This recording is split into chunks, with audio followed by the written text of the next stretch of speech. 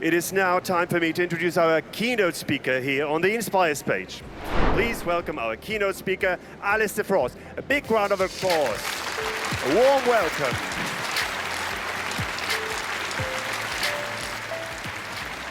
Hello Infoshare, how are you this morning? Welcome everybody. I think you know me already, don't you? I didn't really need that introduction, did I? You know me. Did you know me about, or maybe 12, maybe 14 years ago? Do you remember when there was a big update came on your computer? If you're a Windows computer user, you'll know this story. Big update came through, you started up your machine, the printer didn't work, your apps didn't work, nothing worked. Yes, ladies and gentlemen, that was me. I'm the Microsoft guy who joined Bill Gates in London to announce to the world, ladies and gentlemen, the wow starts now. Welcome to the era of Windows Vista. Yeah, I'm sorry. I'm really proud of what I've learned in my 30 years in business, and I've tried to condense it into 30 minutes for you. And it's all about change and our relationship with change, because I believe there is a must-have skill that we all need that many of you may not yet have, but you need it for a prosperous, successful life because of the nature of change today. If I was in the audience and a man with a microphone said, "Do you love change?" I would probably put my hand up. It feels like the right answer, doesn't it? Yeah, I love change. But let's be honest. Do you love change? Do you really love change? What have you changed today? What have you changed this week, this month? What have you actually changed this year? Let's be honest. And I eat the same pizza every single time I go to my favorite restaurants. And I suspect some of you may too. Why? Because I like what I know and I know what I like, right? That's my pizza. I had it once, it was good, and why would I change? But stop and think about this for a moment. There's probably 50 pizzas on the menu, right? 50 pizzas. What is the chance that I have found the perfect pizza for me? This is because we love our comfort zones, but comfort zones are creativity dead zones.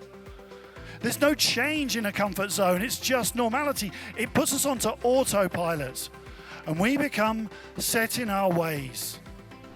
The pubs were agile. They said, let's start innovating. And they started delivering food to people's homes. How about that?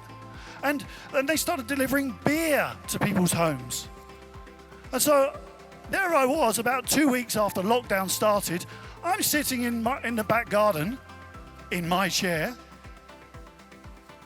and I'm eating delicious fresh food from the pub, and I'm drinking the best beer I've ever had. And I'll be honest, I was saying to myself, why have we never done this before? This is brilliant. I think Kylie too, if I was watching the television, she would stay where she is. She doesn't need to clean while somebody's watching the television. That's annoying.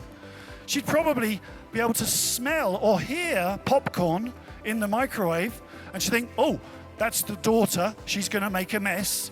And she'd go up and probably start just hoovering up all the time because all the popcorn mess that my daughter makes. Artificial superintelligence is where we've passed the singularity. We don't really know how this will work, but when the computers start learning from each other, they develop superhuman capabilities. And we don't know how Kylie 3 will clean the floors. She may use chemistry, she may use light, she may use sound. She may do things that we do not know exist because she is capable of learning faster and better than a human being. Keeping up means constant discomfort. It means being a permanent newbie. It means accepting that you do not have all the answers. What got you to where you are today will not get you to where you need to be tomorrow. If you could go back to 2002, go back 20 years, and you saw people using AOL and MSN and Yahoo and it taking 12 and a half minutes to download a song. Remember that? It took 16 seconds to visit a web page in 2002. If you could travel back, you'd see nothing but opportunity. Well, think about that in reverse. If you could go to 2042, 20 years from now, imagine the world, and you'd look back at today and you'd see nothing but opportunity. There is a gap between what you know today and what you need to know. And you can bridge that gap with curiosity by saying, I'm going to go find out. We're going to do a virtual reality exhibition stand. Are we? Well, cool. And before you know it, you've got 20 of these masks, and people are walking around and bumping into things, and you're not really sure why, but you just fell in love with the technology. Shiny object syndrome, SOS. We fell in love with the idea, not with the solution. It didn't actually serve our purpose. So I'm inviting you to react intelligently to what you find. And the next two stages, I guarantee, are the things that your competitors will not do. This is what will make you better than them. Open your mind to the possibilities, like it's day one in the job. It's your very first day in the job, you have no answers. Put aside all your experience, ask the stupid questions. Shoshin in Zen Buddhism means beginner's mind. And the Zen Buddhists are taught to approach the text each day like they've never seen it before. They read the same text all through their lives.